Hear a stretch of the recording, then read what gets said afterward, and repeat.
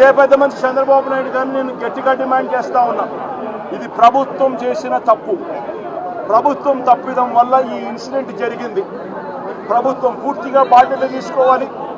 చనిపోయిన వాళ్ళకు కనీసం ప్రతి ఒక్కరికి కూడా గవర్నమెంటే బాధ్యత తీసుకొని ప్రతి ఒక్కరికి కూడా కనీసం అంటే ప్రతి ఒక్కరికి 50 లక్షల రూపాయలు కనీసం ఎక్స్గ్రేషియా ఇవ్వాల్సిన అవసరం ఉంది.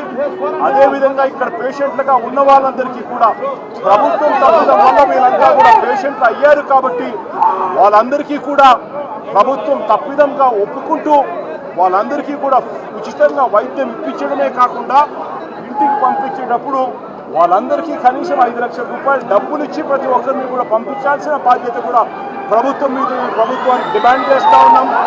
అదేవిధంగా బాధ్యత తీసుకోవాల్సిన ప్రభుత్వం బాధ్యత తీసుకోవాలని కూడా గట్టిగా డిమాండ్ చేస్తూ ఉన్నాం. దీంట్లో బాధ్యులు చంద్రబాబు నాయుడు గారు, టీటీడీ చైర్మన్ గారు, TTD EO, TTD additional EO. ఎందుకంటే వీళ్ళే ఎంతమందిని ప్రవేశింపజేయాలి అని చెప్పి వీళ్ళు ఆదేశాలు ఇస్తారు కాబట్టి వీళ్ళు కూడా బాధ్యులు. అదేవిధంగా ఎస్పీ, కలెక్టరు వీళ్ళు కూడా ఈక్వలీ రెస్పాన్సిబుల్ పీపుల్.